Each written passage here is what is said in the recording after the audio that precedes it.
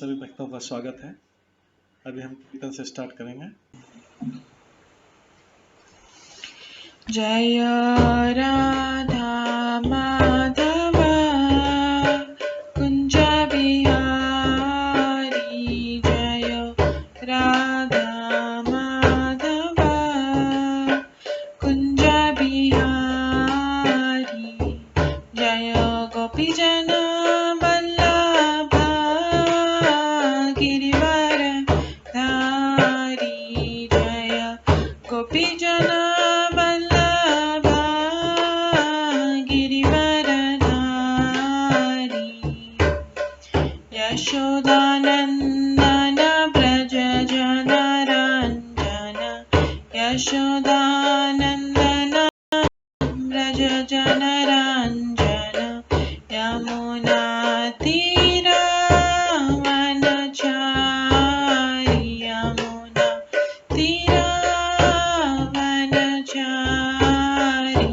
जय राधा माधव कुंज बिहारी, जय राधा माधव कुंज बिहारी, हरे कृष्णा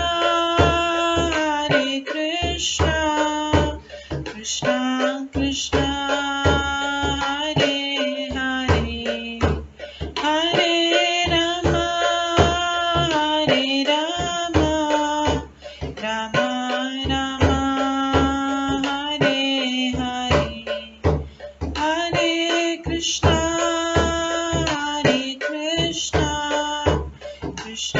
कृष्णा कृष्णा हरे हरे, हरे राम राम राम हरे हरे, हरे कृष्णा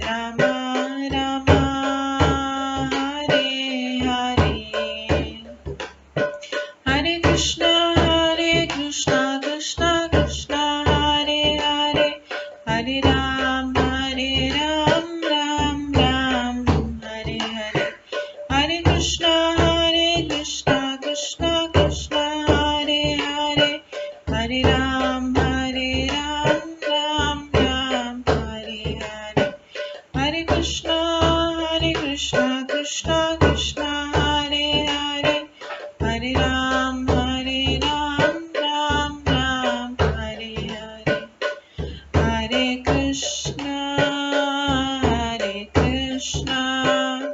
कृष्णा कृष्णा हरे हरे, हरे राम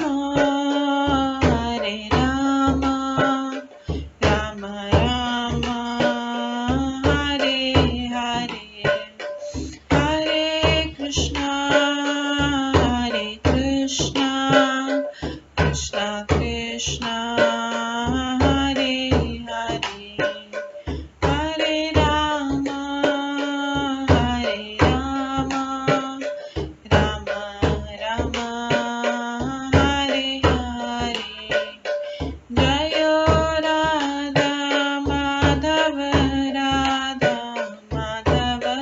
राधे, जय राधा गोविंद राधे, जय गौरनिताय जय गौरनिताय, जय जय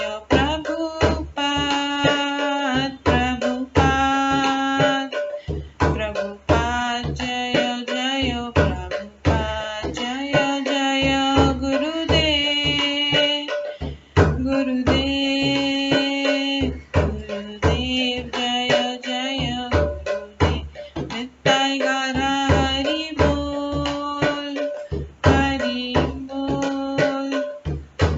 बोल नित्य गौर हरि बोल, गौर प्रेमानंदे हरि हरि बोल। हरे कृष्णा। आज की इस क्लास में सभी भक्तों का स्वागत है। अभी मंगलाचरण से स्टार्ट करेंगे। ओम अज्ञानतिमिरन्धस्य ज्ञानाञ्जनशलाकया चक्षुरुन्मिलितं येन तस्मै श्रीगुरुवे नमः। श्रीचैतन्यमनोभीष्टं स्थापितं येन भूतले स्वयं रूप कदा मह्यं ददाति स्वपदान्तिकम्। वन्देऽहं श्रीगुरो श्रीयुतपदकमलं श्रीगुरुं वैष्णवांश्च श्रीरूपं साग्रजातं सहगण रघुनाथान्वितं तं सजीवं साद्वैतं सावधूतं परिजनसहितं कृष्णचैतन्यदेवं श्रीराधाकृष्णपादान् सहगण ललिता श्रीविशाखान्वितांश्च। नमो विष्णुपदाय कृष्णपृष्ठाय भूतले श्रीमते भक्तिवेदान्त स्वामिन्निति नामिने। नमस्ते सरस्वती देवे गौरवाणी प्रचारिणे निर्विशेष शून्यवादी पाश्चात्य देशतारिणे। वाञ्छाकल्पतरुभ्यश्च कृपा सिन्धुभ्येव च पतितानां पावनेभ्यो वैष्णवेभ्यो नमो नमः। जय श्री कृष्ण चैतन्य प्रभु नित्यानंद श्री अद्वैत गदाधर शिवासादि गौर भक्तवृंद। हरे कृष्णा कृष्ण कृष्ण हरे हरे, हरे राम राम राम हरे हरे। ओम नमो भगवते वासुदेवाय। ओम नमो भगवते वासुदेवाय। ओम नमो भगवते वासुदेवाय। नारायणं नमस्कृत्य नरं चैव नरोत्तमं देवीं सरस्वतीं व्यासं ततो जयमुदीरयेत्। नष्टप्रायेषु भद्रेषु नित्यं भागवत सेवया भगवते उत्तम श्लोके भक्तिर्भवति नैष्ठिकी। कृष्णाय वासुदेवाय देवकी नंदनाय च नन्दगोपकुमाराय गोविन्दाय नमो नमः। सर्ववेदान्तसारमे श्रीभागवतम् इष्यते तद्रसामृतात् नान्यत्र स्याद्रति क्वचित्। आराध्यो भगवान् ब्रजेश तनयस्तनुधाम वृन्दावन रम्या काचिदुपासना ब्रजवधूवर्गेण या कल्पिता। श्रीमद्भागवतं प्रमाणम् अमलं प्रेम कुमार्थमः श्रीचैतन्य महाप्रभुमतम् इदं तत्रादरो न परम्। मूकं करोति वाचालं पङ्गुलङ्घयते गिरिं यत्कृपातमहं वन्दे परमानन्दमाधवम्। हरे कृष्णा।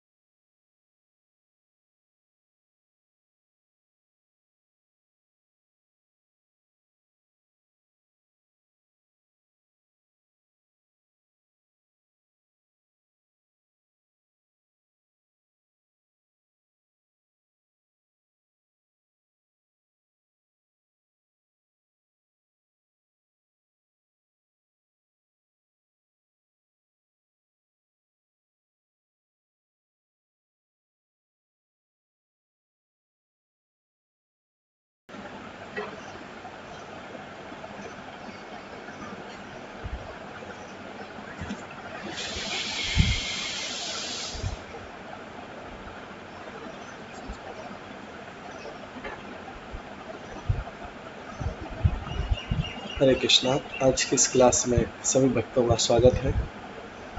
आज हम मनु के पुत्रों की वंशावलियां, जिसका कल हम वर्णन सुन रहे थे, उसी को आज श्रवण करेंगे। कल हमने श्रवण किया था कि किस प्रकार से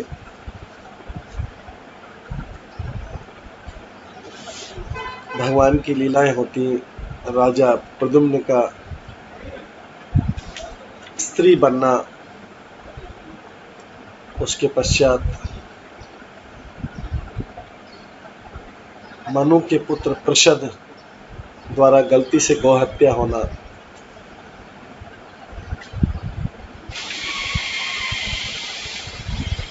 उसके बाद प्रषद का शूद्र बनना, वशिष्ठ मुनि का शाप देना और प्रषद का शूद्र बनना,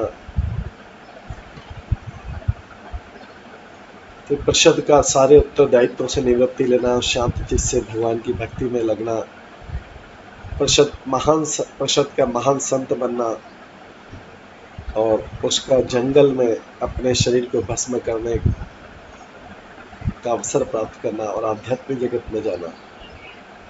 उसके बाद मनु के सबसे छोटे पुत्र कवि द्वारा भौतिक भोगों को अस्वीकार करना, मनु के अन्य पुत्र करुष से कारुष वंश चलना, फिर उससे धृष्ट एक और पुत्र जो धृष्ट क्षत्रिय जाति का निकलना, फिर मनु के पुत्र ओगवान और फिर आगे अन्य पुत्रों से वंश चलना। ये सब हमने कल श्रवण किया था। इसी में आगे मनु के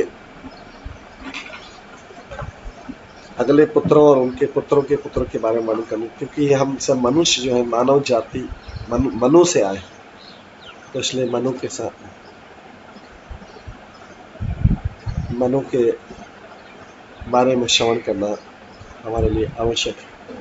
ये हमारा ही वंश, इसी वंश में रामचंद्र जी और कृष्णचंद्र जी भी हुए थे। मनु से ही आगे सब मानव जाति उत्पन्न।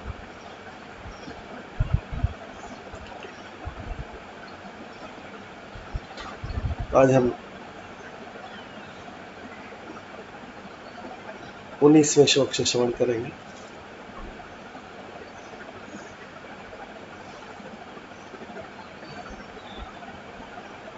पित्रसेन नरिष्यन्तात् रक्ष तस्य सुता भवत् तस्य मीढवान् ततः पूर्ण इंद्रसेन तु ततः सुता। नरिष्यन्त का पुत्र चित्रसेन हुआ, उसका पुत्र रक्ष हुआ, रक्ष से मीढवान, मीढवान से पूर्ण और पूर्ण से इंद्रसेन हुआ। इति होत्र तो इंद्रसेन तस्य शतश्रवा भूत उरुश्रवा सुत तस्य स देवदत्ता तथा भवत्। इंद्रसेन से वितिहोत्र हुआ, वितिहोत्र से सत्यश्रवा, उसे उरुश्रवा और उरुश्रवा से देवदत्त नाम का पुत्र हुआ। ततो अग्नि वैश्य भगवान, अग्नि स्वयं अभूत सुतः कानिना इति विख्यात जातु कर्ण्य महान ऋषि। देवदत्त का पुत्र अग्निवैश्य हुआ, जो साक्षात अग्निदेव था। देवदत्त का पुत्र अग्निवैश्य हुआ, जो साक्षात अग्निदेव था। यह पुत्र प्रख्यात संत था और कानीन तथा जातु करने के नाम से विख्यात हुआ। ततो ब्रह्म कुलम जातम अग्निवैश्यायं नृपः नारिष्यन्त अन्यव्यप्रोक्त दुष्ट वंशम अतः श्रुणु। राजा अग्निवैश्य से अग्निवैश्य नामक ब्राह्मण कुल उत्पन्न हुआ। चूंकि मैं नरिष्यंत के वंशजों का वर्णन कर चुका हूं, तब मैं दिष्ट के वंशजों का वर्णन करूंगा। ये सुखदेव गोस्वामी जी परीक्षित महाराज को बता रहे। आगे इसी सिवा ना भागो दिष्ट पुत्रान्य कर्मणा वैश्यताम भलनंदनगत। ना भागदिष्ट पुत्र अन्य कर्मणा वैश्यताम गतः भलन्दः सूत तस्य वत्स प्रीति भलन्दतात्। वत्स प्रीते सुत प्रांशु तत्सुतं प्रमतिं विदु खनित्र प्रमते तस्मात् चाक्षुष अथ विविशति। दिष्ट का पुत्र नाभाग हुआ। ये नाभाग जो आगे वर्णन वाले नाभाग से भिन्न था। वृत्ति से वैश्य बना। नाभाग का पुत्र भलंदन हुआ। भलंदन का पुत्र वत्सती थी। उसका पुत्र प्रांशु था। प्रांशु का पुत्र प्रमति था। प्रमति का पुत्र खनित्र। खनित्र का पुत्र चाक्षुष था, जिसका पुत्र विभिशति।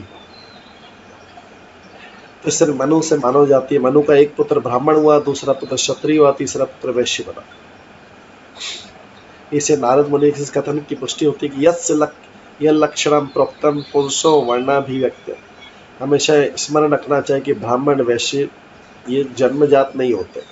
ब्राह्मण क्षत्रिय बन सकता है, क्षत्रिय ब्राह्मण बन सकता है। इस प्रकार ब्राह्मण या क्षत्रिय वैश्य बन सकता है और वैश्य ब्राह्मण या क्षत्रिय बन सकता है।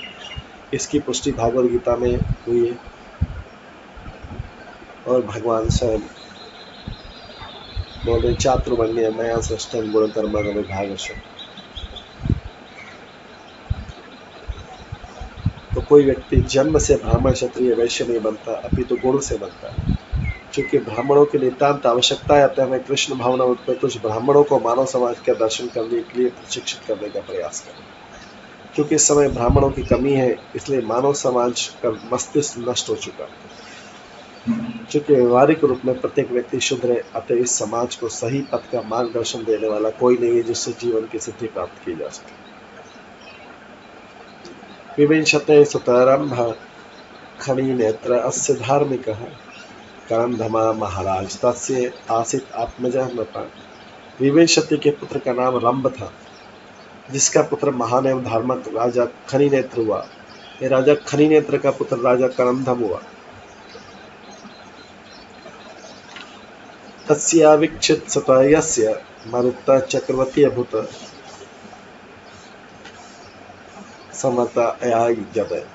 संवर्तः अयाजयति अन्वे महायोगी अंगिरा सुतः। करंदम से अविक्षित नाम का पुत्र हुआ, जिसका पुत्र मरुत था, जो सम्राट था।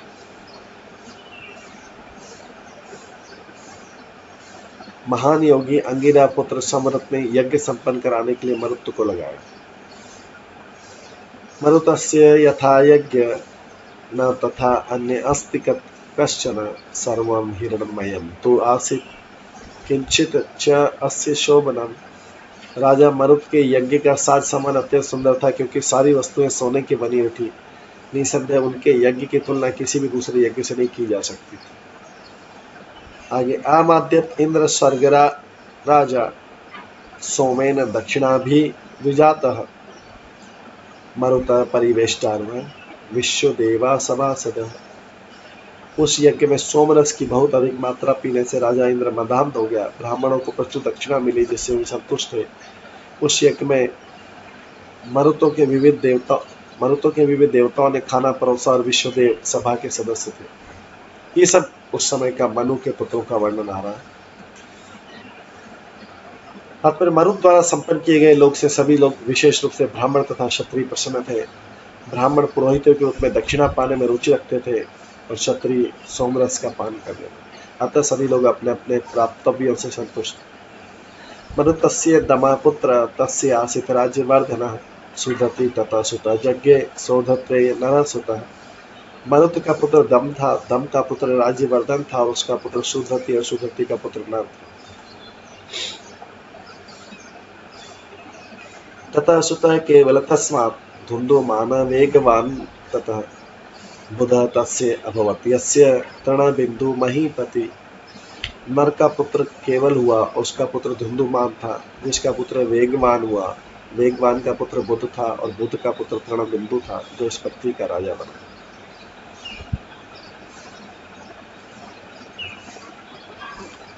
तम भेजे अलम्बुषा देवी भजनीय गुणालयम् वराप्सरा यतः पुत्र कन्या छेद वेला भवत्।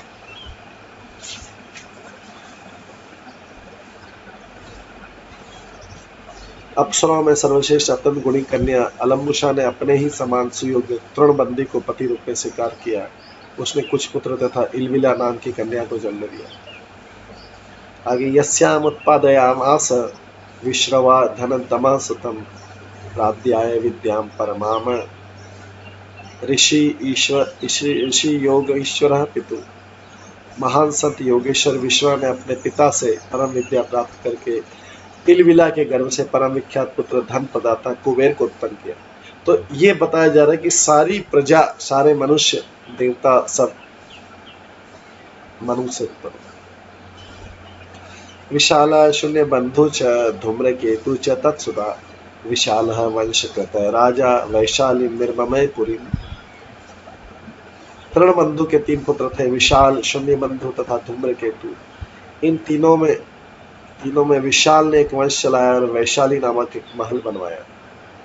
हेमचंद्र सुतस्तस्य धूमाक्षस्तस्य चात्मजः तत्पुत्रात् संयामातासीत् कृशांश्च सहदेवजः। विशाल का पुत्र हेमचंद्र कहलाया, उसका पुत्र धूमाक्ष हुआ, जिसका पुत्र संयम हुआ, और उसके पुत्रों के नाम देवश तथा कृशांश थे। कृशाश्चात् सोमदत्तः अभूत य अश्वमेधे इडस्पतिम् इष्टा पुरुषम आपुछयाम गतिम योगेश्वर आश्रितम। सोमदत्ती तु सुमति तत्पुत्र जन्मे जय एते वैशाल भूपाला तृणबिंदु यशधरा। कृशांक का पुत्र सोमदत्त हुआ, जिसने अश्वमेध यज्ञ की और इस प्रकार भगवान विष्णु को संतुष्ट किया। भगवान की पूजा करने से उसे ऐसा उच्च पद प्राप्त हुआ जो बड़े बड़े योगियों को मिलता है। सोमदत्त का पुत्र सुमति था, जिसका पुत्र जन्मेजय हुआ। विशाल वंश प्रकट होने के कारण इन सारे राजाओं ने राजा तृणबिंदु के विख्यात पद को बनाए रखा। इस प्रकार भागवतम के इस 9वें स्कंद में मनु के पुत्रों की वंशावली नामक जो द्वितीय अध्याय समाप्त हुआ। इसके बाद तीसरा अध्याय, इसमें मनु के अन्य पुत्र जैसे शरियाती और उनका वर्णन आता है।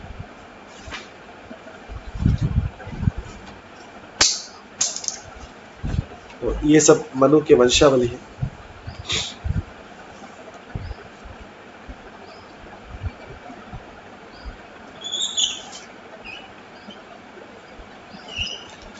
श्री शुक वाचा, ये 9वें स्कंद का तीसरा अध्याय है। श्री शुक वाचा शर्याति मानव राजा ब्रह्मिष्ठ संभुवः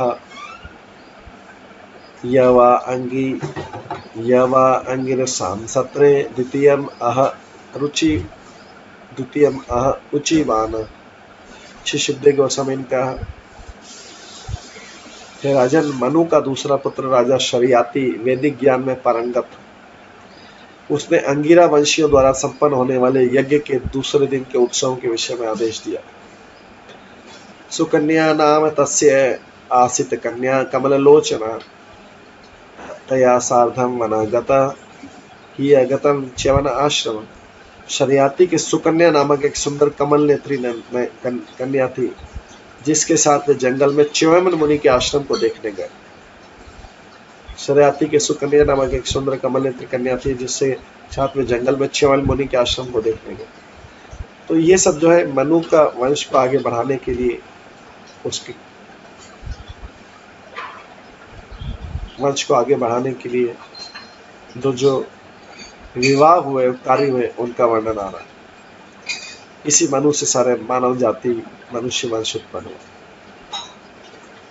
सा सखी भी परिवृत्ता विचिंतवंती अंगिपान वने वल्लिक रंध्रे ददशे खद्योते इव ज्योतिषी। जब वह सुकन्या जंगल में अपनी सहेलियों से घिरी हुई थी और वृक्षों से विविध प्रकार के फल एकत्र कर रही थी, तो उसने बाबी के छेद में 2 जुगनू जैसे चमकीली वस्तुएं देखी। बाबी मतलब जो टर्माइट का पूरा पहाड़ लग जाता है जंगल में, जिसको वाल्मीकि भी बोलते हैं, वो पूरा पहाड़ होता है। उसके अंदर 2 चमकीली चीजें देखी, तो क्या किया, ते देव चौदिता बाला ज्योतिषी कंटकेन वे अविधत मुक्त भावेन सुस्त्राव असक्तत भई। मानो विधाता से प्रेरित होकर उस कन्या ने, तरुणी ने बिना जाने उन दोनों जुगनियों, वो जो दोनों चीज चमक रही थी, उनमें कांटा डाल दिया, कांटे से छेद किए थे, जिसमें से रक्त फूट कर बाहर आने लगा। उसको बॉबी के वाल्मीकि के पहाड़ में, मिट्टी के उस पहाड़ में छेद छेद थे, जो चींटियों का पहाड़ रहता है, टर्माइट्स का द्वीप, उसमें चमकीली दो दिखी तो उसने आंखों में उसमें कांटे डाल दी, चमकीली वस्तु, लेकिन उसमें से देखा कि बाद में से रक्त बाहर आने लगा। शक्रत्मोत्र निरोधाभूत सैनिकानां च तत्क्षणात् राजर्षि तमुपालक्ष्य पुरुषान विस्मिता ब्रवीत। उसके बाद ही शरियाती के सारे सैनिकों को तुरंत ही मलमूत्र में अवरोध होने लगा।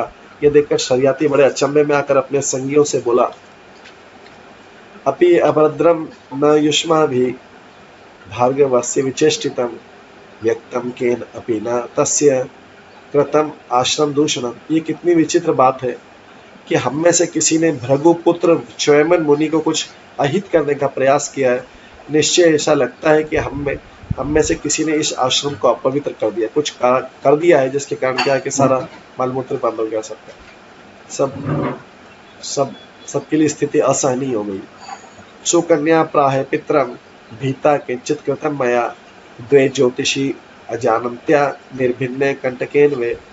अत्यंत भयभीत सुकन्या ने अपने पिता से कहा, मैंने कुछ गलती की है, क्योंकि मैंने अज्ञानवश इन दोनों चमकीली वस्तुओं को कांटे से छेद दिया।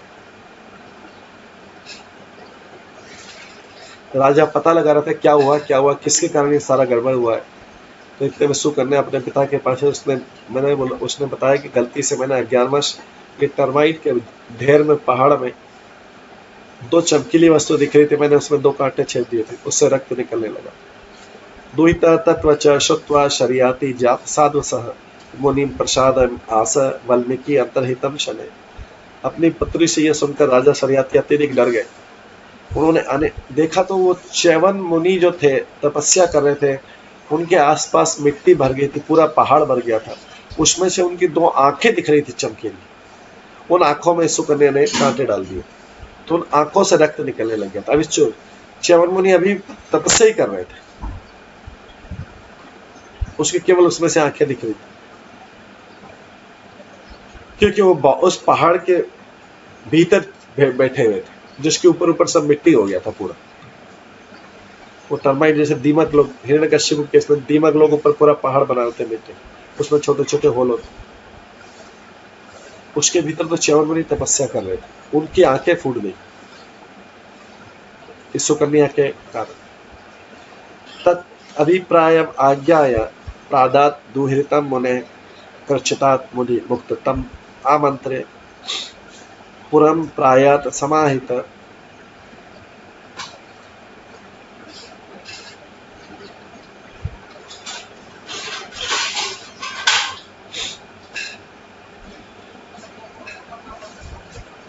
तो हम देखते हैं कि इसमें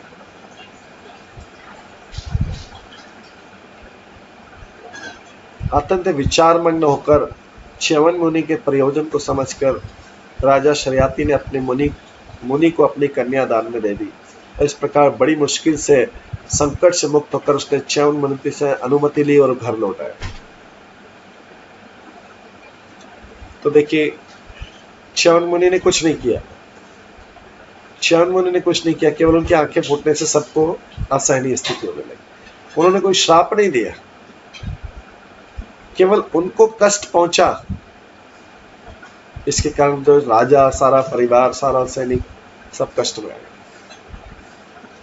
क्योंकि च्यवन मुनि भगवान की तपस्या कर रहे थे और भगवान की तपस्या में उनको बाधा पहुंची। इसके कारण जो पूरा राजा का पूरा, सबको जो आए थे सबकी स्थिति ऐनी हो गई। राजा ने पीछा छुड़ाने के लिए च्यवन मुनि के पास जाकर क्षमा मांगी और अपनी उसी कन्या को उनको दान में दे दी, और इस प्रकार बड़ी मुश्किल से संकट से मुक्त कर उसने च्यवन मुनि से अनुमति ली और घर लौटाया। तो तात्पर्य, राजा ने अपनी लड़की से सारी बात सुनकर च्यवन मुनि को ये अवश्य बतलाया होगा कि किस तरह उसकी पुत्री ने अनजाने में ऐसा अपराध किया।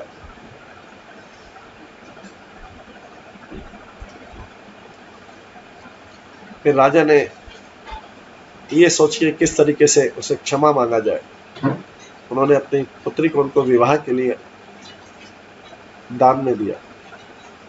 इस तरह राजा ने पुत्री को दान में देकर और शापित होने के संकट से बच गया। तब मुनि की आज्ञा से राजा घर लौटा।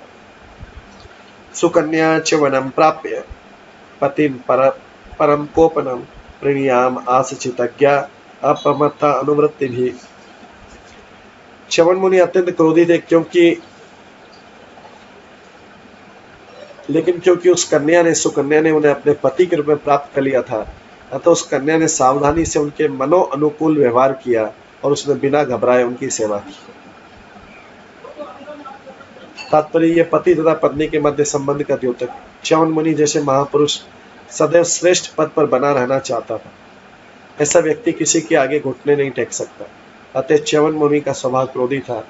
उनकी पत्नी सुकन्या उनकी मनोवृत्ति को समझ गई थी, अतः उसके तदनुसार बर्ताव करना आरंभ किया।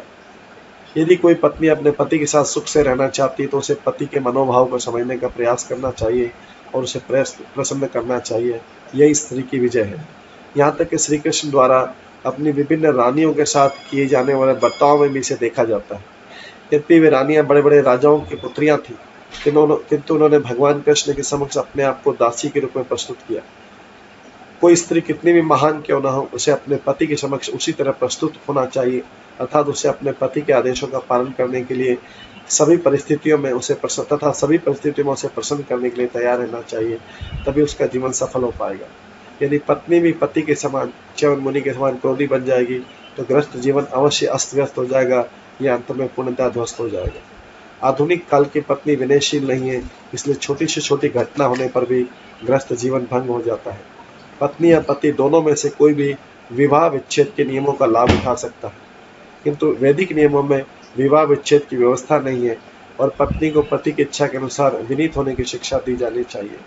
पाश्चात्य लोगों का कहना है कि पत्नी के लिए दास प्रवृत्ति है, किंतु वास्तव में ऐसा नहीं है। यह तो स्त्री की निपुणता है, एक्सपर्टाइज है, जिससे वो अपने कितने क्रोधी या निशंस पति के हृदय पर विजय प्राप्त कर सकती है।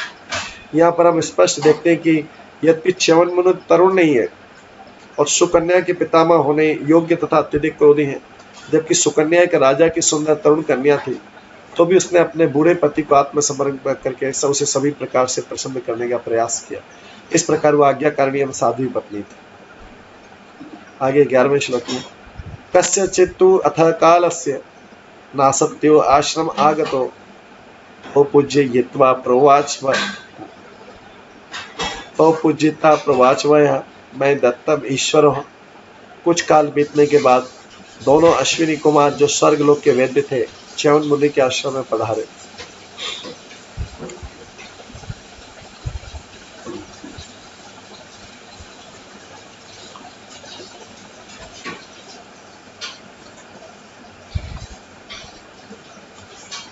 उनका सत्कार करने के बाद च्यवन मुनि ने उनसे यौन प्रदान करने के लिए प्रार्थना की, क्योंकि वे ऐसा करने में सक्षम थे। तो अभी च्यवन मुनि तो बहुत वृद्ध थे। च्यवन मुनि बहुत वृद्ध थे। राजा ने सुकन्या का विवाह इसलिए किया था उनको प्रसन्न करने के लिए, क्योंकि सारी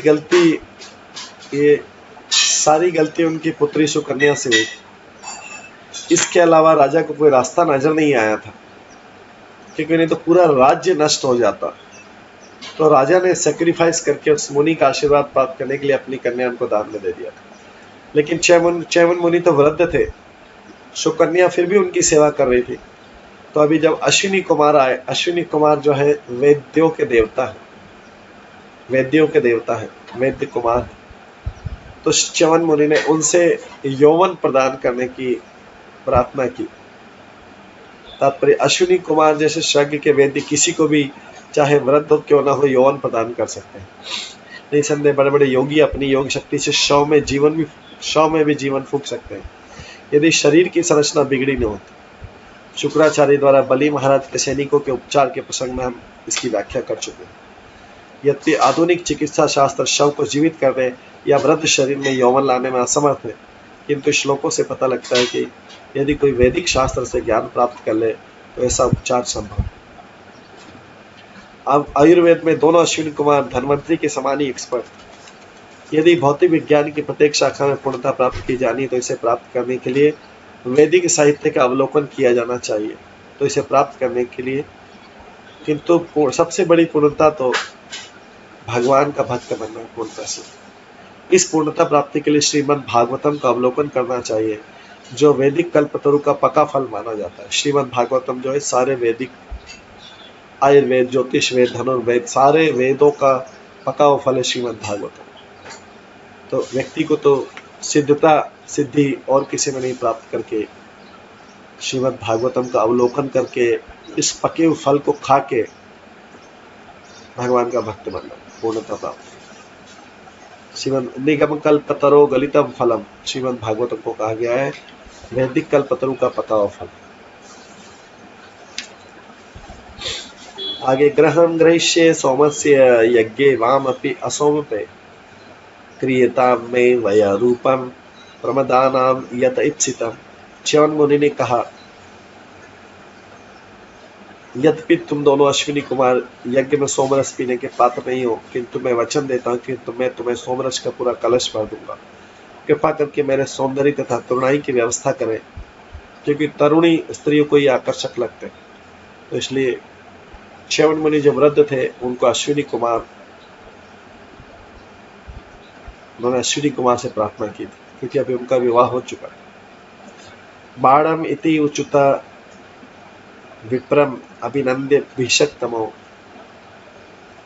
निमज्जताम भवान अस्मिन हृदय सिद्ध विनिर्मते।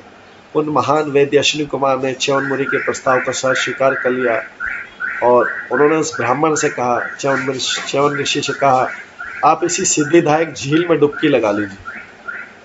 जो इस झील में नहाता है उसकी कामनाएं पूर्ण होती है। इति युक्त जरिया ग्रस्त देह धमनी संततः हृदय प्रवेशित विश्याम वली पलित विग्रह।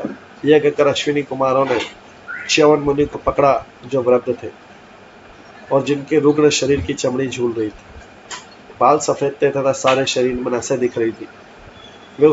वे तीनों सरोवर में घुसे। च्यवन मुनि इतने वृद्ध थे, बाल सफेद थे, रुग्ण शरीर की चमड़ी झूल रही थी तथा शरीर की सारी नसें दिख रही थी। उनको लेके दोनों अश्विनी कुमार झील में घुसे। च्यवन मुनि इतने वृद्ध थे कि वे अकेले झील में नहीं घुस सकते थे, अतः अश्विनी कुमारों ने उनका शरीर पकड़ा और तीनों शरीर में घुस गए। पुरुषात्रय उतस्थतु अपि विया वनिता प्रिया पद्य सतज कुंडलीना तुल्य रूपा सुवाससः। तत्पश्चात झील से अत्यंत 3 सुंदर स्वरूप वाले व्यक्ति निकले बाहर। ये सुंदर वस्त्र धारण किए हुए थे और कुंडलों तथा कमलों की मालाओं से विभूषित, तीनों ही समान सुंदरता वाले थे। तो 2 अश्विनी कुमार गए थे और एक वृद्ध च्यवन मुनि गए, लेकिन तीनों सुंदर पुरुष बाहर निकले उस झील से यंग होके। च्यवन मुनि फिर यंग हो गए। तान निरीक्ष वर आरोहा सरूपान सूर्यवर्चस अजानंती पतिम साध्वी अश्विनो शरणम गयो। साध्वी एवं अति सुंदर सुकन्या अपने पति इन दोनों अश्विनी कुमारों में भेद नहीं कर पाई, क्योंकि वे समान रूप से सुंदर थे। अतः उस अपना असली पति पहचानने में असमर्थ होने के कारण उसने अश्विनी कुमार की शरण ली। सुकन्या उन तीनों में से किसी को अपना पति चुन सकती थी, क्योंकि उनमें अंतर कर पाना कठिन था, किंतु सती होने के कारण उसने अश्विनी कुमार की शरण ग्रहण के लिए, जिससे वे उसका असली पति बता सके। सती स्त्री अपने पति की तरह अतिरिक्त अन्य किसी पुरुष को कभी भी स्वीकार नहीं करेगी, भले उसी के समान सुंदर तथा योग्य क्यों न हो। दर्शयित्वा पतिं तस्य पातिव्रत्येन तोषितो ऋषिम् आमन्त्रयतु विमानेन त्रिव्यष्टकम्। दोनों अश्विनी कुमार सुकन्या के सतीत्व एवं निष्ठा को देखकर अत्यंत प्रसन्न हुए, अतः उन्होंने उसे उसके पति च्यवन मुनि को दिखलाया।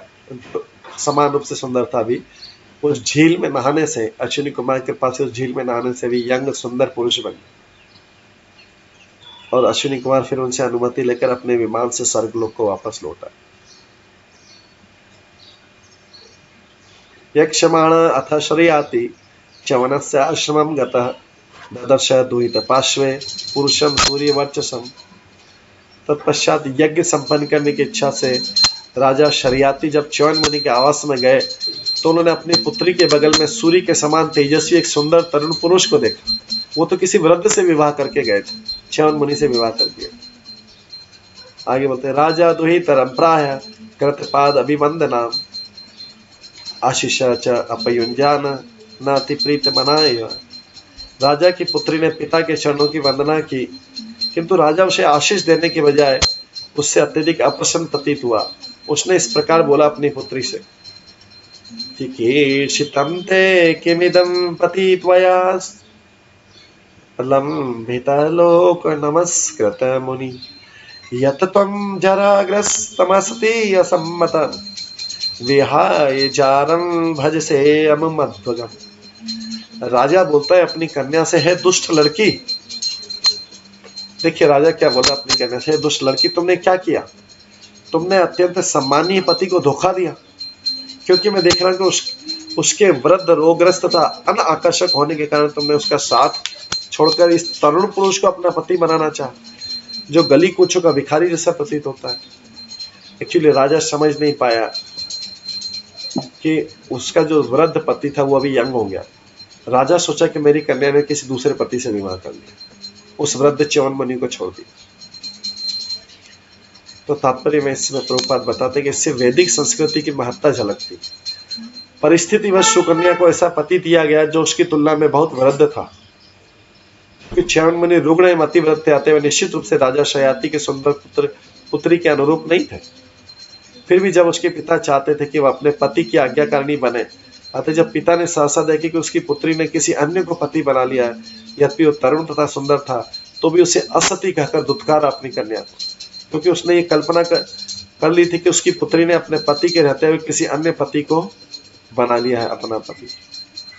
वैदिक संस्कृति के अनुसार यदि कोई तरुणी किसी वृद्ध को भी ब्याह दी जाए तो उसे आदरपूर्वक उसकी सेवा करनी चाहिए।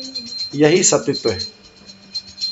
ऐसा नहीं कि यदि वह अपने पति को नहीं चाहती तो उसे छोड़ दे और दूसरा पति कर ले। यह वैदिक संस्कृति के विरुद्ध है।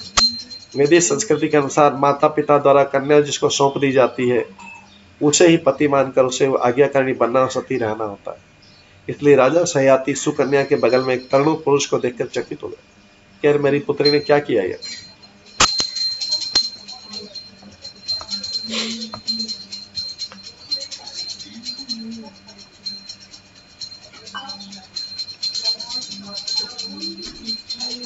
आगे अगले श्लोक में बोलते हैं,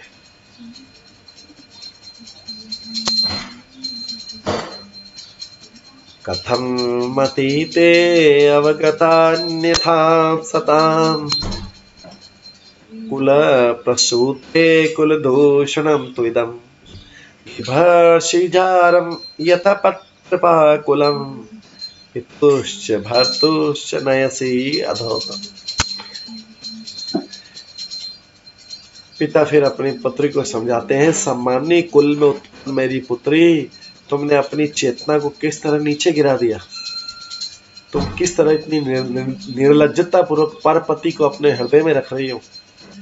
इस तरह तुमने अपने पिता तथा अपने पति दोनों के कुलों को नरक में धकेल कर बदनाम कर दिया।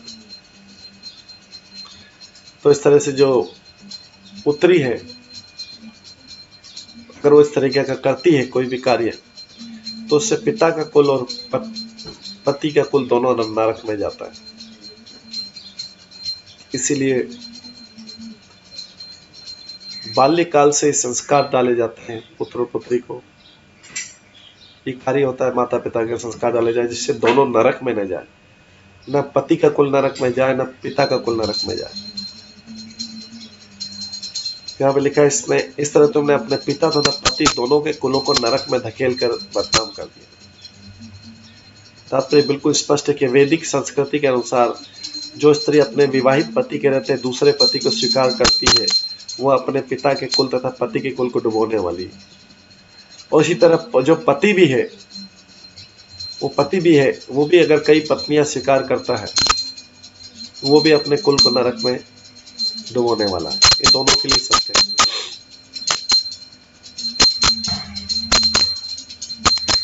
आज भी इस विश्व में ब्राह्मणों, क्षत्रिय तथा वैश्यों के सम्मानित कुलों में वैदिक संस्कृति के नियमों का दृढ़ता से पालन होता है। इस विषय में केवल शूद्र ही पतित होता है। शूद्र कितने भी विवाह कर सकता है, चाहे शूद्र कन्या हो, चाहे, क्योंकि शूद्र है और वो शूद्र योनि पाप योनि।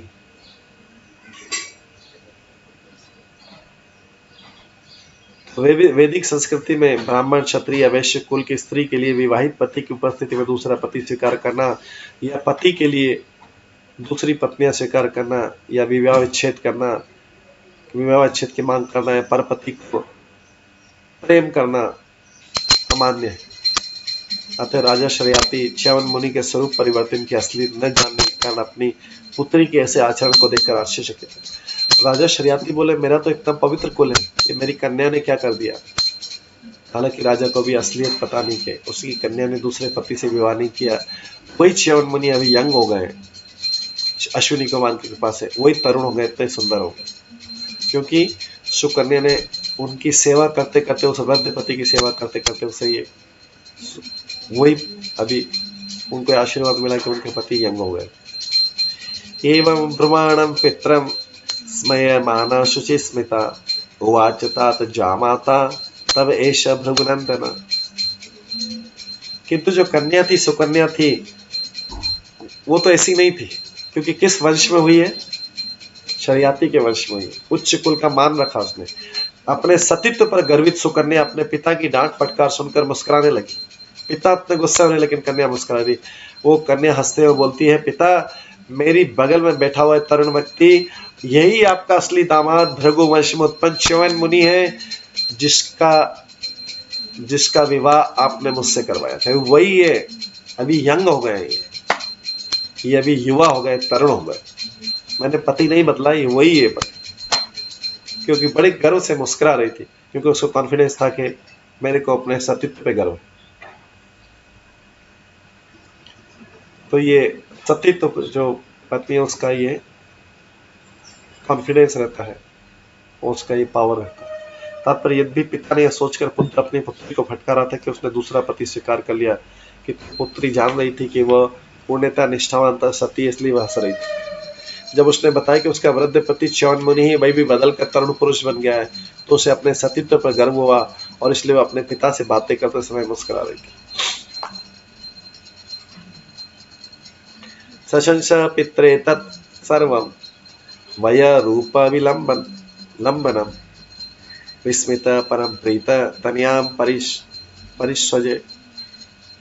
तब सुकन्या ने बतलाया कि किस तरह उसके पति को तरुण पुरुष का सुंदर शरीर प्राप्त हुआ, पूरी घटना बताई। जब राजा ने उसे सुना तो अत्यधिक चकित हो गया और अत्यधिक हर्षित होकर उसने अपनी पुत्री को गले लगा लिया। पहले उसको बहुत डांटा, फिर उसके बाद जब उसने बताया कि सत्य ये है, उसे गले लगा लिया। सोमेन याज यन्वीरम ग्रहम सोमस्य च ग्रहित असोम्पो अपि अश्विनो च्यवन स्वेन तेजसा। च्यवन मुनि अपने पराक्रम से राजा शर्याती से सोमयज्ञ संपन्न करवाया। मुनि ने अश्विनी कुमार को सोमरस का पूरा पात्र प्रदान किया, यद्यपि वे इसके पीने का अधिकारी नहीं थे।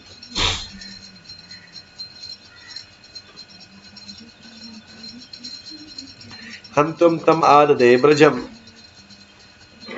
सद्यो मन्यो अमर्षितः सब्रजम तभ्याम आस भुजम इंद्रस्य भार्गव। उद्विग्न एवं क्रुद्ध होने से इंद्र ने च्यवन मुनि को मार डालना चाह के उसने वो कैसे सोमरस दे सकते हैं अश्विनी कुमार को। अश्विनी कुमार सोमरस पाने के अधिकारी नहीं। दोनों वैद्य देवता लोगों ने अपनी कैटेगरी में नहीं मानते हैं, लेकिन वो देवताओं की कैटेगरी में आते हैं। तो च्यवन मुनि ने उनको प्रॉमिस किया था कि मैं तुमको सोमरस दूंगा, सोमरस दे दिया ना। तो इंद्र से क्रोधित हो गया, उसने बिना सोचे समझे वज्र धारण कर लिया, लेकिन च्यवन मुनि ने उसे अपनी पराक्रम से इंद्र की उस बाह को संज्ञा शून्य कर दिया जिससे उसने वज्र पकड़ रखा था।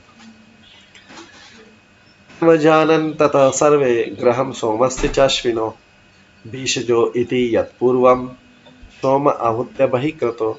यद्यपि अश्विनी कुमार मात्र वैद्य थे और इसी कारण से उन्हें यज्ञ में सोमरस पान से अलग रखा जाता था, किंतु बाद में देवताओं ने उन्हें सोमरस पीने के लिए अनुमति प्रदान कर दी, जब च्यवन मुनि ने उन्हें आशीर्वाद दे दिया।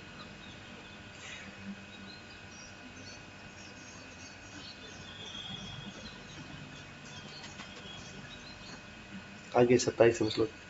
उत्थान बहि आनर्त भूरिशेन इति त्रय शर्याते अभवन पुत्र आनर्तात रेवता अभवत। इसी राजा शर्याती के उत्थान बहि आनर्त तथा भूरिशेन नामक 3 पुत्र हुए। आनर्त के पुत्र का नाम रेवत, देखिए किस तरीके से भगवान के ये पूर्वज अभी सब आगे वंश में आएंगे, इसलिए इनकी कथा चल रही। स अंत समुद्रे नगरीम विनिर्माय कुचस्थिलम अस्थित अभुक्त विषयान अनर्थ आदिन अरे अरिंदम तस्य पुत्र शतम जज्ञे कुकुद्धि ज्येष्ठम उत्तमम। हे शत्रु के दमन करता महाराजा परीक्षित, इस रेवत ने, जो शरियाती के रेवत ने समुद्र के भीतर कुशस्थली नामक राज्य का निर्माण किया। वहां रहकर उसने अनर्थ इत्यादि भूखंडों पर शासन किया। उसके 100 सुंदर पुत्र थे, जिसमें सबसे बड़ा कुकुद्दी था। सबसे बड़े पुत्र का नाम कुकुद्दी।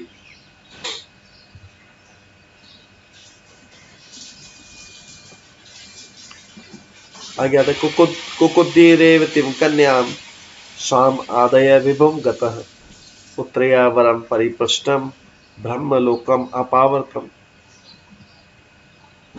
कुकुद्दी अपनी पुत्री रेवती को लेकर ब्रह्मलोक में ब्रह्मा जी के पास गए विवाह के लिए।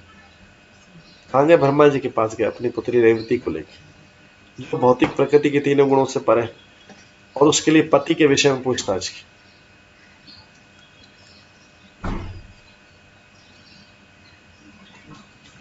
आवर्तमाने गांधर्वे स्थित अलब्धक्षण तथा आद्यम अनान्य में स्वाभिप्रायम नवद्वेदयत्। जब कुकुद वहां पहुंचा तो ब्रह्मा जी गंधर्वों का संगीत सुनने में व्यस्त थे और बात करने की तनिक भी फुर्सत नहीं थी। अतः कुकुद्दी प्रतीक्षा करता रहा और संगीत समाप्त होने पर उसने ब्रह्मा जी को नमस्कार किया और अपनी चिरकालीन इच्छा व्यक्त की। तो ब्रह्मा जी अंदर बिजी थे और राजा कुकुद्दी ने अपनी कन्या रेवती के लिए वेट किया। कुछ एक क्षण भी नहीं हुआ होगा वेट के। श्रुत्वा भगवान ब्रह्मा प्रहस्य तम उवाच अहो राजन निरुद्धाते कालेन हृदय ये कृता। उसके वचन सुनकर शक्तिशाली ब्रह्मा जी जोर से हंसे और कुकुद्दी से बोले, है राजा, तुमने अपने हृदय में जिन लोगों को अपना दामाद बनाने का निश्चय किया था वो तो कालक्रम से मर चुके हैं। ब्रह्मा जी क्या एक क्षण इंतजार करने का मतलब है पृथ्वी पे करोड़ों साल निकल गए, लाखों साल निकल गए पृथ्वी। ब्रह्मा जी के एक क्षण वेट करने का मतलब है। तो ब्रह्मा जी के एक क्षण वेट किया, कन्या के लिए वर्ड होने ब्रह्मा वेट किया। ब्रह्मा जी आए, हंसने लग गए, बोले जिनको तुमने दामाद बनाने का सोचा था वो तो उनको तो मरे हुए हजारों सालों, क्योंकि ब्रह्मा जी का एक क्षण पृथ्वी पे हजारों लाखों साल निकाल देता। ब्रह्मा जी हंसने लगे। अभी क्या करें?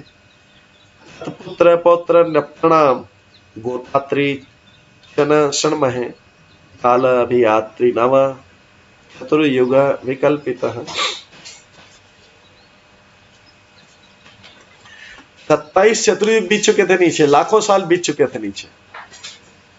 तुमने जिन लोगों को रेवती का पति बनाना चाहा वे तो सब चले गए और उनके पुत्र पौत्र अन्य वंशज भी नहीं रहे, पुत्र सब वंश खत्म हो गया। अब तुम्हें उनके नाम भी नहीं सुनाई पड़ेंगे। खाली ब्रह्मा जी के एक क्षण वेट किया था उन्होंने। ब्रह्मा जी अंदर से बाहर निकल के आ रहे थे बस, इतने में तो नीचे जिनको दामाद बने सब पूरा वंश चला गया था। इतना समय हो गया था पृथ्वी का समय और ब्रह्मलोक के समय में करोड़ों करोड़ों गुना का अंतर। ब्रह्मा जी के एक दिन में तो 14 मनु निकल जाते। ब्रह्मा जी ने राजा को सूच किया कि पहले ही 27 महायुग चतुर्युग बीत चुके हैं। हर एक चतुर्युग में सतयुग, त्रेता, द्वापर तथा कलयुग रहते हैं। इन युगों में उत्पन्न सारे राजा तथा महापुरुष पहले विस्मृत हो चुके हैं। भूत, वर्तमान तथा भविष्य होकर गतिशील काल की यही रीति। गच्छ देव देवांशो बलदेव महाबल कन्या रत्नम इदम राजन नर रत्नाय देहि भो। हे राजन, तुम यहाँ से जाओ और अपनी पुत्री को भगवान बलदेव को अर्पित करो। अब तो युग चेंज हो गया है, बलदेव जी के नीचे अवतार हो रहा है। जो अभी उपस्थित है वे अत्यंत शक्तिशाली हैं। निसंदेह वे पूर्ण पुरुषोत्तम भगवान है और उनके सांश विष्णु। उन्हें दान में दिए जाने से तुम्हारी पुत्री सर्वथा उपयुक्त।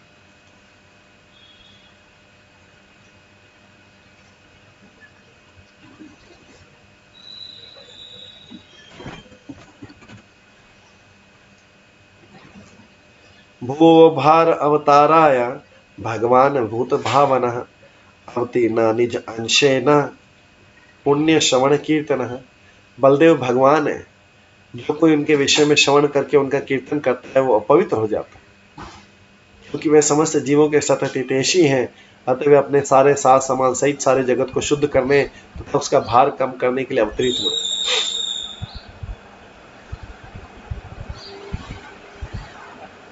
इति आदिष्ट अभिवंद्य अजम नपस्वपुरम। इति आदिष्ट अभिवंद्य अजम नृपस्वपुरम आगतः त्यक्तम पूर्ण जन त्रासात भ्रातृभि दीक्षुत अवस्थित। ब्रह्मा जी से आदेश पाकर कुकुद्य ने उन्हें नमस्कार किया और अपने निवास स्थान को लौट आया। तब उसने देखा कि उसका आवास तो खाली हो गया है, उसके भाई कुटुंबी सब वंश खत्म हो गया है और यक्ष जैसे उच्चतर जीवों के भय से वह समस्त दिशाओं में रह रहा। सुताम दत्वा अनुमद्यांगिम बलाय बलशालिने बद्री आख्यम गत राजा तब तुम नारायण आश्रम। तत्पश्चात राजा ने अपनी अति सुंदरी पुत्री परम शक्तिशाली बलदेव को दान में दी। लेकिन ये पुत्री जो थी ये सतयुग की थी, इतनी बड़ी हाइट थी, इतनी बड़ी थी, आकाश को टच करती। लेकिन उसके बाद तो कई कलयुग त्रेता युग के द्वापर युग आ गया था, कई युग बीत गए थे। सतयुग में लोगों की आयु भी लंबी रहती, उनकी कद भी लंबा रहता था, सब कुछ लंबा हष्ट-पुष्ट रहता। लेकिन ये तो द्वापर युग चल रहा था अभी, और कई कल बीच में कई सतयुग त्रेता, सबकी आयु धीरे, सबकी जो आयु भी धीरे धीरे कम हो गई थी और कद भी कम हो गया था। तो बलदेव जी को कैसे दे? तो उन्होंने, बलदेव जी ने उस कन्या को स्वीकार किया था और अपने हल से, हल धरे अपने हल से उसके सिर पे रख के एक हल का एक हिस्सा नीचे रखा और एक ऊपर से रखा, उसको छोटा कर दिया, उस हाइट का कर दिया। इस प्रकार परम शक्तिशाली बलदेव ने कन्या को स्वीकार किया। सांसारिक जीवन से विरक्त होकर वो राजा जो थे, अभी राजा का कन्या से विवाह हो गया, राजा की कन्या का विवाह हो गया बलदेव जी से, तो सांसारिक जीवन से विरक्त होकर नर नारायण को प्रसन्न करने के लिए बद्री का आश्रम चले गए। इस प्रकार श्रीमद् भागवतम के 9वें स्कंद के अंतर्गत सुकन्या तथा च्यवन मुनि का विवाह नामक तीसरा अध्याय खत्म हुआ।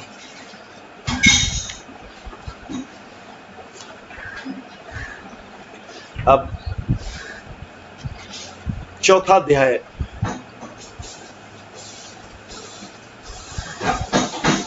ये दुर्वासा मुनि द्वारा अम्बरीश महाराज का अपमान। दुर्वासा मुनि द्वारा अम्बरीश महाराज का अपमान, ये बहुत सुंदर प्रसंग है। चौथा अध्याय, इससे पहले हम थोड़ा इसका हिस्ट्री पढ़ेंगे, इतिहास पढ़ेंगे, उसके बाद आगे इस कथा को सुनेंगे दुर्वासा मुनि द्वारा अम्बरीश महाराज का। उससे पहले इस चौथे अध्याय के प्रारंभ में सुखदेव गोस्वामी बोलते हैं, ना भागा न भगपत्यम यम ततम भ्रातर कविम यविष्ठम व्यय भजनदायम ब्रह्मचारिणम आगतम। सुखदेव गोस्वामी ने कहा, नभग का पुत्र नाभाग बहुत काल तक अपने गुरु के पास रहा, अतः उसके भाइयों ने सोचा कि अब वह ग्रस्त नहीं बनना चाहता है और वापस नहीं आएगा। फलस्वरूप उन्होंने अपने पिता की संपत्ति में उसका हिस्सा न रखकर उसे आपस में बांट दिया। जब नाभाग अपने गुरु के स्थान से वापस आया तो उन्होंने उसके हिस्से के रूप में उसे अपने पिता को दे दिया। उसका हिस्सा नहीं देके बोला, पिता को संभालो।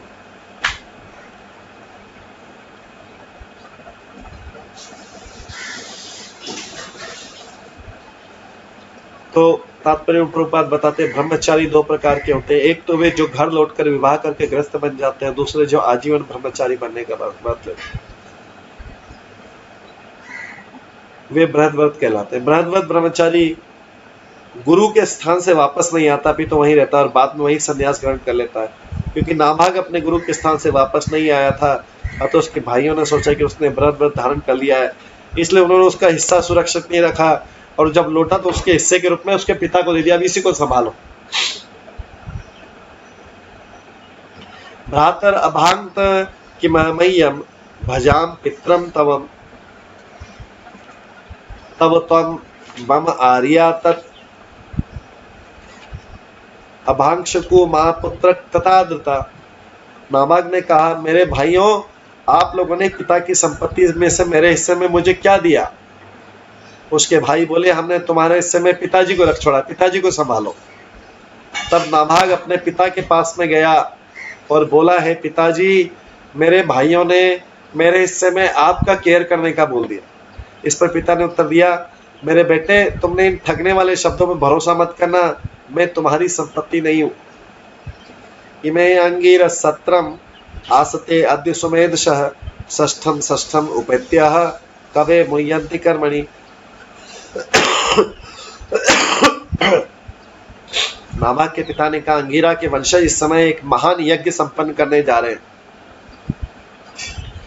यद्यपि वे अत्यंत बुद्धिमान है, किंतु वे हर छठे दिन यज्ञ करते हुए मोहग्रस्त होंगे और अपने नैतिक कर्मों में त्रुटि करेंगे।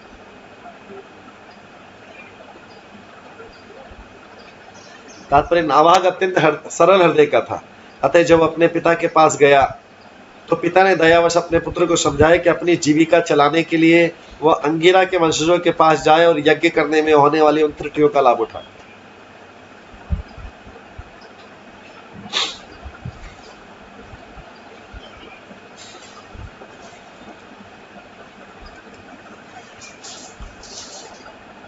तो ये देखते हैं कि इस समय भी होता था कि बंटवारे में उसको पिता का केयर करना आ गया, उसके हिस्से में पिता का धन बाकी सब लोगों ने बांट लिया। तो कलयुग में भी यही, धन सबको प्रिय है, लेकिन जो है सेवा करना किसी को प्रिय नहीं है। सबको प्रिय कि धन हमारे पास किसी तरीके से आ जाए और हमें किसी की सेवा नहीं करना पड़े।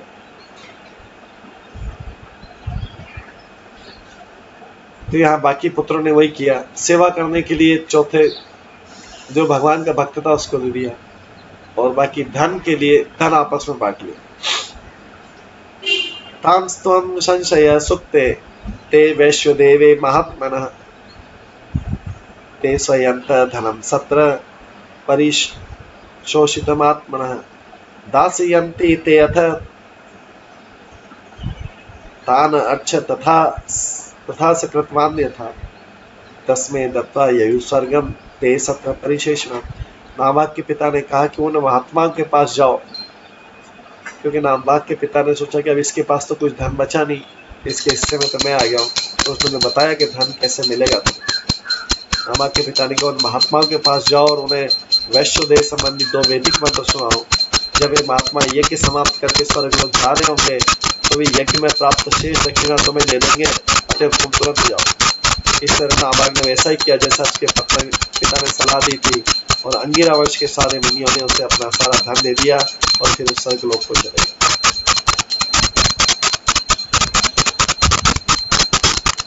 आगे तम कश्चित् श्री करिष्यन्तम पुरुष कृष्ण दर्शनः उवाच उत्तरत् अभ्येत मम इदं वास्तुतम वसु। जब नाभाग सारा धन ले जा रहा था तो उत्तर दिशा से काला कलूटा व्यक्ति उसके पास में आया और बोला, यज्ञशाला की सारी संपदा मेरी है।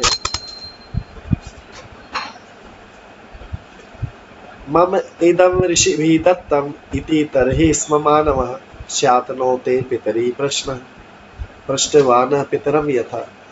जब नाभाग ने कहा, यह धन मेरा है, इसे ऋषियों ने मुझे प्रदान किया है, तब नाभाग ने कहा यह तो उस काले कलूटे ने उत्तर दिया। जब नाभाग ने कहा तो उस काले कलूटे व्यक्ति ने उत्तर दिया, चलो तुम्हारे पिता के पास चलते हैं और उनसे इसका निपटारा करने के लिए कहते हैं। तदनुसार नाभाग ने अपने पिता से पूछा, यज्ञ वास्तु गतम सर्वम उच्छिष्टम ऋषय क्वचित चक्रुहि भागम रुद्राय सदैव सर्वम अर्हति।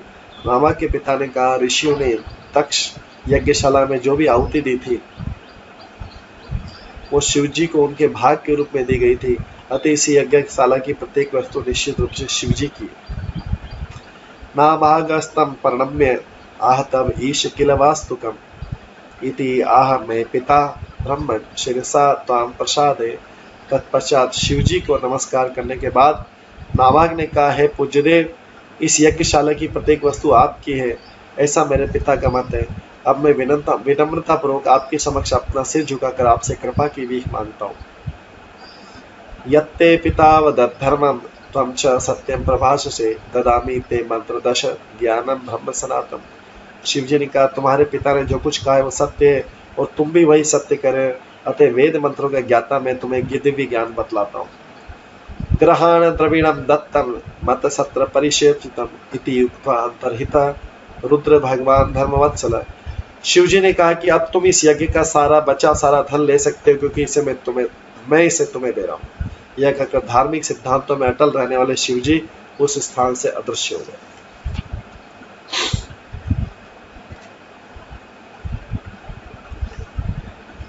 यह तत्संस्मरेत प्रातः सायं च सुषमाहित कवि भवति मंत्रज्ञ गतिमि च एव तथात्मने। जो इस कथा को प्रातः काल एवं सायंकाल अत्यंत ध्यान पूर्वक सुनता है, स्मरण करता है, वो निश्चय ही विद्वान, वैदिक स्रोतों को समझने वाला व्यक्ति एवं स्वरूप सिद्ध व्यक्ति हो जाता है। नाभागात अम्बरीशा भूत महाभागवत कृति अस्पृशत ब्रह्मशाप अपि यन्न प्रतिहत क्वचित।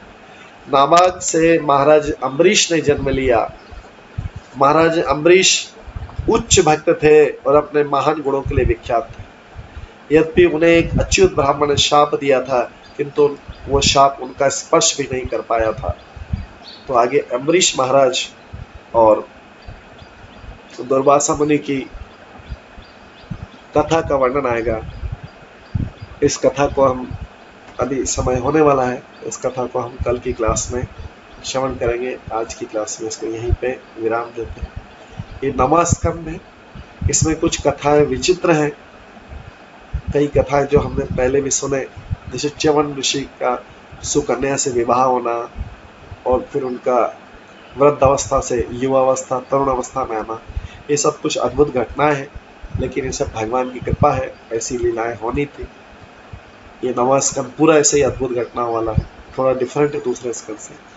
इसमें हमें दृढ़ता बनाए रखना है और इसी से फिर आगे हम 10वें स्कंद में जाएंगे, जो कृष्ण के जन्म से लेके कृष्ण की लीलाओं का पूरा स्कंद। इसको 9वें स्कंद के इस चौथे अध्याय को अभी इस जगह श्लोक पे विराम देते हैं। कल हम दुर्वासा ऋषि और अम्बरीश महाराज का जो महान कथा है इसका श्रवण करें। हरे कृष्णा। सभी भक्तों का बहुत बहुत धन्यवाद। सभी भक्तों के लिए एक बार हरे कृष्ण महामंत्र का जप करते हैं। हरे कृष्णा कृष्ण कृष्ण हरे हरे, हरे राम राम राम हरे हरे। हरे कृष्ण।